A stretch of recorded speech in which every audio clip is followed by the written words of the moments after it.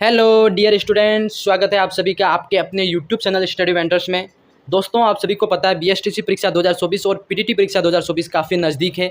इसी बीच आपके लिए एक महत्वपूर्ण विषय शिक्षण अभिरुचि टीचिंग एप्टीट्यूड टॉपिक लेके आया हूँ। दोस्तों, इससे 50 क्वेश्चन आपके एग्जाम के अंदर, दोनों एग्जाम के अंदर पूछे जाते हैं, जो कि एक क्वेश्चन आपका 3 नंबर का रहता है। अगर करते हो तो 1 नंबर मिलता है। इसी तरह क्वेश्चन ये आपके लिए काफ़ी महत्वपूर्ण रहते हैं। और पिछले जितने भी एग्जाम के अंदर पूछे गए जो प्रश्न है शिक्षण अभिरुचि से, वो सारे में लगभग छांट कर आपके लिए लेके आया हूँ। ये वीडियो काफ़ी महत्वपूर्ण होने वाला है, आप एंड तक देखना। ये वीडियो बीएसटीसी परीक्षा और पीटीटी परीक्षा दोनों के लिए फ़ायदेमंद है। देखो, आज का पहला क्वेश्चन आपका स्क्रीन पर देख सकते हो आप। देखो, आपका पहला क्वेश्चन पूछा गया दोस्तों, अध्यापन एक प्रतिष्ठित व्यवसाय क्यों है। काफ़ी महत्वपूर्ण प्रश्न पूछा गया साथियों।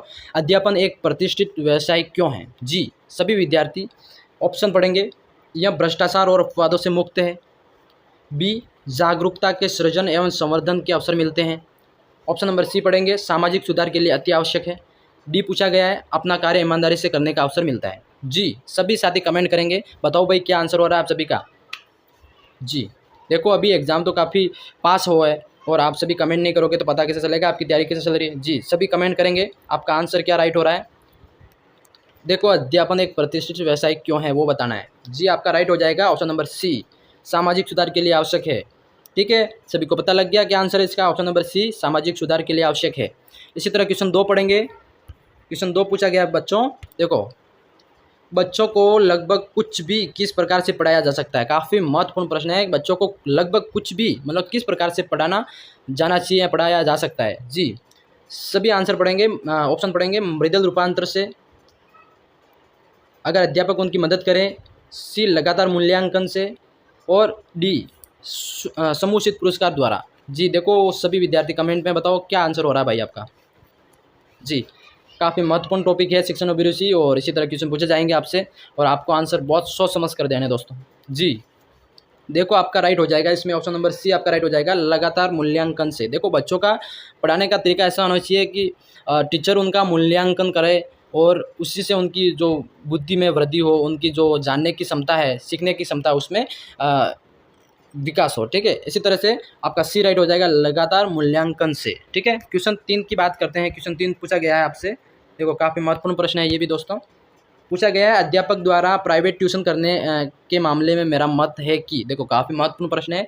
अध्यापक द्वारा प्राइवेट ट्यूशन करने के मामले में मेरा मत क्या है। जी, सभी ऑप्शन छोड़ेंगे। कानून से इस पर पूर्ण पाबंदी होनी चाहिए। देखो, इसकी खुली छूट हो, कुछ सीमा तक इस पर बंधन हो, और कुछ एक स्थितियों में इसकी इजाज़त मिलनी चाहिए। जी, देखो आपके 4 ऑप्शन ये रहे, और कौन सा आंसर राइट हो रहा है। जी, कमेंट में ज़रूर बताएं कौन सा राइट हो रहा है आपका। देखो, इसमें आंसर हो जाएगा आपका डी, कुछ एक स्थितियों में इनकी इजाज़त मिलनी भी चाहिए और कुछ एक स्थितियों में इसकी इजाज़त नहीं मिलनी चाहिए। तो आपका डी राइट हो जाएगा, करेक्ट। ठीक है, इसी तरह से क्वेश्चन 4 की बात करते हैं। क्वेश्चन 4 पूछा गया है। देखो, बेसिक शिक्षा का केंद्रीय बिंदु है। बेसिक शिक्षा मतलब, देखो शिक्षा का बेसिक मतलब केंद्रीय बिंदु क्या होता है वो बताना। देखो, एक तो हस्तकौशल प्रशिक्षण। ऑप्शन बी की बात करें तो ऑप्शन बी पूछा गया है आपसे, सामान्य भाषिक एवं गणितीय प्रशिक्षण। सी पूछा गया गहन ज्ञानात्मक शिक्षण। और डी है आपका खेलकूद एवं सांस्कृतिक कार्यक्रम। तो शिक्षा का बेसिक शिक्षा का केंद्रीय बिंदु पूछा था आपसे, तो इसका ऑप्शन नंबर ए राइट हो जाएगा, हस्तकौशल प्रशिक्षण। तो हस्तकौशल प्रशिक्षण आपका ऑप्शन नंबर ए राइट हो जाएगा। ठीक है, क्वेश्चन 5 की बात करते हैं। क्वेश्चन 5 पूछा गया दोस्तों आपसे। क्वेश्चन 5 है आपका, शून्य किस देश की देन है। देखो, शिक्षण अभिरुचि के अंदर इस तरह के क्वेश्चन भी पूछे जाते हैं। जी, शून्य किस देश की, जीरो जो अपन लिखते हैं ना, जीरो, ये किस देश की देन है वो बताना है आपको। जी, भारत, सऊदी अरब, ऑस्ट्रेलिया, मिस्र, कौन सा देश हो जाएगा। सभी विद्यार्थी कमेंट करेंगे। जी दोस्तों, ये सभी को मालूम होना चाहिए, आपका ए राइट हो जाएगा, भारत। अपने भारत शून्य देश का आविष्कारक है। ठीक है, ऑप्शन नंबर ए आपका राइट हो जाएगा।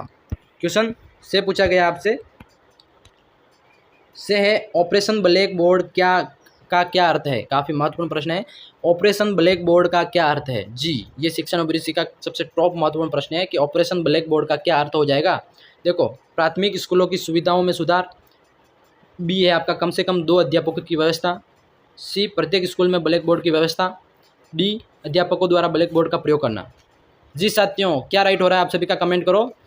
Black board, option black board में आपका क्या मतलब है, क्या अर्थ हो जाएगा। जी, सभी विद्यार्थी कमेंट में बताओ। देखो इसमें आपका राइट हो रहा है साथियों ऑप्शन नंबर ए, प्राथमिक स्कूलों की सुविधाओं में सुधार। ये ब्लैक बोर्ड ऑपरेशन है, ठीक है। ऑपरेशन ब्लैक बोर्ड के अंदर क्या आता है, प्राथमिक स्कूलों की सुविधाओं में सुधार होना चाहिए। ये आपका ऑप्शन नंबर ए राइट हो जाएगा, करेक्ट, ठीक है। क्वेश्चन 7 की बात करते हैं। क्वेश्चन 7 पूछा गया आपसे जी, राष्ट्र के विकास में बड़ी रुकावट क्या है। देखो अपने देश का जो विकास हो रहा है उसमें सबसे बड़ी रुकावट क्या है जी, निर्धनता मतलब गरीबी, बी ज्ञान का विस्फोट, सी निरक्षरता और डी अपर्याप्त पोषण। जी क्या राइट हो जाएगा आप सभी का, सभी साथी कमेंट करेंगे आपका कौन सा राइट हो रहा है। देखो एग्जाम के लिए ये प्रश्न भी काफ़ी महत्वपूर्ण है। ऑप्शन नंबर सी आपका राइट हो जाएगा, निरक्षरता। दोस्तों यहाँ पे मतलब शिक्षा की कमी, ये आपका राइट हो जाएगा सी, ठीक है। इसी तरह क्वेश्चन 8 की बात करते हैं। क्वेश्चन 8 पूछा गया आपसे, प्रौढ़ शिक्षा का क्या उद्देश्य है। देखो काफ़ी महत्वपूर्ण प्रश्न है ये भी, कि जो प्रौढ़ शिक्षा है उसका क्या उद्देश्य है। तो आर्थिक विकास, बी सभ्यता का विकास, काम चलाने योग्य साक्षरता और राष्ट्र का विकास। क्या राइट हो जाएगा दोस्तों जी, इसमें आप राइट हो जाएगा आपका ऑप्शन नंबर डी, राष्ट्र का विकास। प्रौढ़ शिक्षा का उद्देश्य है कि राष्ट्र का विकास हो, ठीक है। तो ऑप्शन नंबर डी आपका राइट हो जाएगा। इसी तरह आपको सारे क्वेश्चन राइट करने हैं। क्वेश्चन 9 पूछा गया है आपसे दोस्तों, क्वेश्चन 9 है आपका, पूछा गया है क्या है, देखो ऑप्शन 9 है, कोई भी देश कब बड़ा माना जाएगा। कोई भी देश कब बड़ा माना जाएगा, जब उसके पास दूसरे देशों की अपेक्षा अधिक शक्ति हो। ये भी बात सही है। बी देश के अधिक से अधिक लोग राष्ट्रवादी और शिक्षित हो।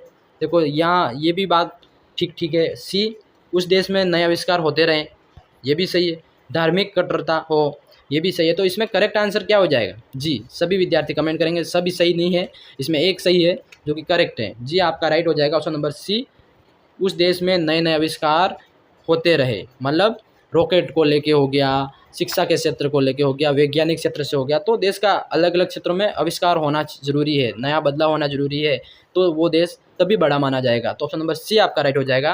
क्वेश्चन 10 की बात करते हैं। आपका क्वेश्चन 10 पूछा गया है। क्वेश्चन 10 कह रहा है, वर्तमान शिक्षा का आधारभूत उद्देश्य क्या है। देखो वर्तमान जो शिक्षा है उसका आधारभूत उद्देश्य क्या है जी, ए है आपका परमार्थ एवं मोक्ष की प्राप्ति, सी है आपका व्यावसायिक कौशलों की प्राप्ति, और बी आपका व्यावसायिक कौशलों की प्राप्ति, और सी आपसे जागृति उत्पन्न करने का साधन, और डी आपका व्यक्तित्व का निर्माण का साधन। जी कौन सा राइट हो रहा है सभी विद्यार्थी साथियों, कमेंट करो, बताओ भाई क्या आंसर हो रहा है आप सभी का।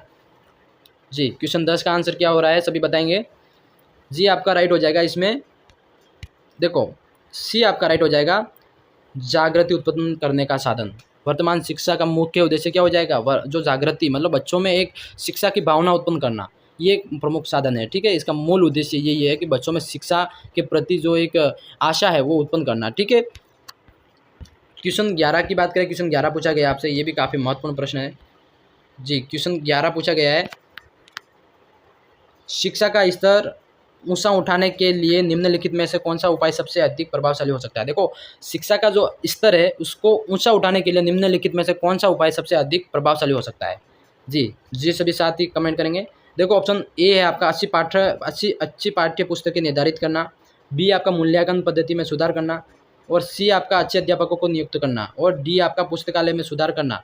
तो आपका कौन सा राइट हो जाएगा साथियों जी, ऑप्शन नंबर सी आपका राइट हो जाएगा, अच्छे अध्यापकों को नियुक्त करना आपका करेक्ट हो जाएगा। शिक्षा का स्तर उठाना है तो आपको अच्छे अध्यापकों को नियुक्त करना पड़ेगा, ठीक है। इसी तरह क्वेश्चन 12 की बात करते हैं। क्वेश्चन 12 पूछा गया आपसे जी। क्वेश्चन 12 पूछ रहा है, वांछित मूल्यों को विकास करने का सबसे अच्छा तरीका क्या है। देखो वांछित मूल्यों का सबसे विकास करने के लिए सबसे अच्छा तरीका कौन सा है जी। प्रश्न पूछा गया है, वांछित मूल्यों को विकास करने का सबसे अच्छा तरीका क्या है। तो ऐसा माहौल तैयार करना जिसमें यह मूल्य परिलक्षित हो जी। बी पूछा गया है, इन मूल्यों के महत्व के बारे में पढ़ाना, सी इन मूल्यों के बारे में बताने का दायित्व माता पिता का है, और डी पूछा गया है, इन मूल्यों से संबंधित साहित्य वितरित करना। काफ़ी महत्वपूर्ण प्रश्न है ये भी। देखो वांछित मूल्यों को विकास करने का सबसे अच्छा तरीका क्या हो जाएगा जी, आपका राइट हो जाएगा ऑप्शन नंबर ए राइट हो जाएगा। ए पूछा गया है आपसे, ऐसा माहौल तैयार करना जिसमें मूल्य परिलक्षित हो। देखो ऐसा माहौल तैयार करना जिसमें मूल्य परिलक्षित हो, तो आपका ए राइट हो जाएगा कि वांछित मूल्यों को विकास करने का सबसे अच्छा तरीका हो जाएगा माहौल तैयार करना और जिसमें मूल्य परिलक्षित हो, ठीक है। क्वेश्चन 13 पूछा गया आपसे। देखो क्वेश्चन 13 भी काफ़ी महत्वपूर्ण प्रश्न है। क्वेश्चन 13 कह रहा है, देखो आप अपने विद्यालय का आप अपने विद्यालय का परीक्षा परिणाम उत्तम रखने के लिए कौन सी युक्ति अपनाएंगे। देखो ये टीचर के लिए पूछा गया प्रश्न है कि आप अपने विद्यालय का जो परीक्षा परिणाम है उसको उत्तम रखने के लिए कौन सी युक्ति अपनाएंगे। जी, लगन मेहनत एवं शिक्षण कार्य करेंगे, लगन मेहनत से शिक्षण कार्य करेंगे। दूसरा है प्रधानाचार्य से तत्काल ठोस कदम उठाने के लिए पेशकश करेंगे। और सी है आपका विद्यालय की तस्वीर निखारने के लिए अन्य लघु युक्तियाँ अपनाएंगे। और डी मुक्तदर्शी रहकर अपना कार्य करते रहेंगे। देखो 4 ऑप्शन दिए पर काफ़ी महत्वपूर्ण ऑप्शन है ये भी। इसमें ऐसे में आंसर देना काफ़ी ज़्यादा हेवी बन जाता है दोस्तों। तो ये आपके लिए काफ़ी चैलेंजिंग पेपर होने वाला है, आपको इसमें सोच समझ कर देना है। और देखो इसका कौन सा राइट हो रहा है कि आपका पेपर का जो परिणाम उत्तम रखना है, आपको मतलब टॉप लेवल पर रखना है, तो आप कौन सी युक्ति अपनाएंगे। तो साथियों आपका कौन सा राइट हो रहा है सभी कमेंट करो। जी, इसमें राइट हो जाएगा आपका ऑप्शन नंबर सी, विद्यालय की जो तस्वीर निखारने के लिए अन्य लघु युक्तियाँ हैं, मतलब अन्य जो गतिविधियाँ हैं वो सभी पढ़ाई के साथ साथ अपन को करवानी होगी, जिससे आपके जो टीचर का जो स्कूल का जो परिणाम है आपका वो पढ़ाई के साथ साथ सब चीज़ों में उत्तम रहे। ठीक है, तो आपका परिणाम अच्छा रहेगा। ऑप्शन नंबर सी आपका राइट हो जाएगा दोस्तों। इसी तरह क्वेश्चन 14 की बात करते हैं। क्वेश्चन 14 पूछा गया आपसे, देखो किंडरगार्टन शिक्षा का मौलिक उद्देश्य। देखो किंडरगार्टन शिक्षा का मौलिक उद्देश्य क्या हो जाएगा। जी, कार्य करने की आदतों का विकास ताकि बालक स्कूल कार्यों को उत्तम समायोजन से कर सके। और बी आपका हो जाएगा स्कूल की तैयारी कराने के उद्देश्य से बालक को प्रशिक्षण देना। देखो स्कूल की तैयारी कराने के उद्देश्य से बालक को प्रशिक्षण देना और बालक को सामाजिक विकास मतलब बालक का सामाजिक विकास को उत्पन्न करना और बालकों की औपचारिक शिक्षा को परिचित करवाना। तो इसका कौन सा राइट हो जाएगा। देखो किंडरगार्टन जो शिक्षा है इसका औपचारिक उद्देश्य क्या हो जाएगा दोस्तों।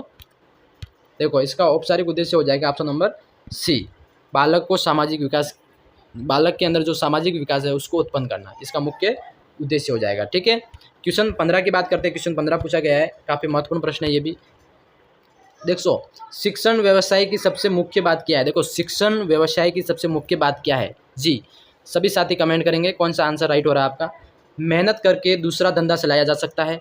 जी, वेतन की तुलना में काम की मात्रा कम है। सी, इसमें खतरा तथा जिम्मेदारी बहुत कम है। बच्चों के साथ संबंध आनंद तथा सुख में वृद्धि करता है। देखो शिक्षण व्यवसाय की सबसे मुख्य बात क्या है, तो वो हो जाएगी आपका ऑप्शन नंबर डी।